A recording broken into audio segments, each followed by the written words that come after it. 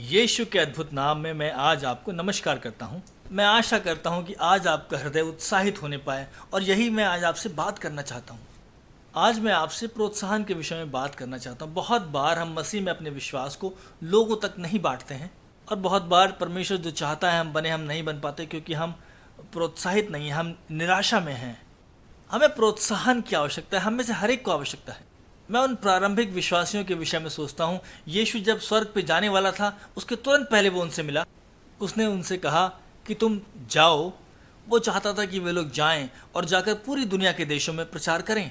और फिर उसने उनसे कहा प्रतीक्षा करो, तुम्हें ठहरे रहने की आवश्यकता है, यरूशलेम में प्रतीक्षा करो। हाँ, वो चाहता था कि वो जाएं। हाँ, वो चाहता था कि वे जाएं और यीशु के सुसमाचार का प्रचार करें। और वो यह भी चाहता था कि वे प्रतीक्षा करें परमेश्वर पिता की प्रतिज्ञा को पाने की। तो आज मैं आपसे प्रतीक्षा करने के विषय में बात करना चाहता हूँ। जब आप प्रार्थना में प्रतीक्षा करते हैं, जब आप प्रतीक्षा में होते हैं, परमेश्वर कैसे हमारे हृदय को प्रोत्साहित करता है और हमें योग्यता देता है वो बन जाने की जो वो चाहता है कि हम बने। तो प्रार्थना विश्वासी को प्रोत्साहित करती है। सबसे पहले आपको ये समझने की आवश्यकता है कि प्रार्थना क्या है। परमेश्वर के साथ एक हो जाना प्रार्थना है। ये दो दिलों की आपसी सहभागिता है। देखिए, जब यीशु ने अपनी कलीसिया प्रारंभ करी तो उसने उन्हें यरूशलेम में ठहरे रहने को कहा।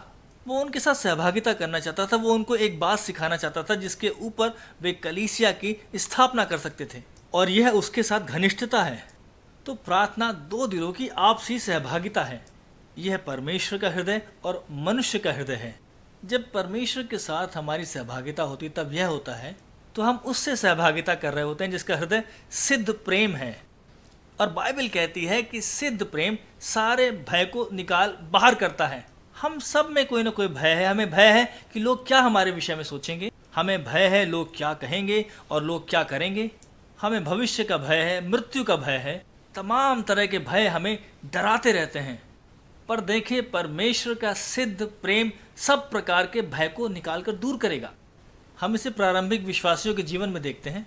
पतरस डरपोक था। जब यीशु मरा तो पतरस निराशा में चला गया। वो डरपोक था, वो निराश था और मायूसी से भरा हुआ था। वो फिर जब वो उस उपरौठी कोठरी में था तो पवित्र आत्मा आया। परमेश्वर ने उसके जीवन में सामर्थ्य से कार्य किया और वो सारा भय निकल गया और वो प्रोत्साहित हो गया और वो बड़ी सामर्थ्य के साथ खड़ा हुआ और यीशु के सुसमाचार का प्रचार किया। साहस परमेश्वर से मिलने वाले प्रोत्साहन के द्वारा आता है। देखिए, यीशु ने अपने चेलों से कहा परमेश्वर की प्रतिज्ञा पाने के लिए यरूशलेम में ठहरे रहें। यूहन्ना 7 अध्याय के द्वारा हम ये जानते हैं कि वो पवित्र आत्मा के विषय में कह रहा था। एक नदी है जो परमेश्वर के सिंहासन से होकर बहती है और वो सीधे हमारे हृदय में आकर बहती है।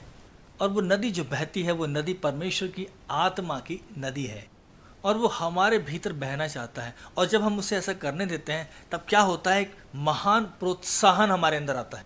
किस प्रकार आप उसे यह अनुमति देते हैं?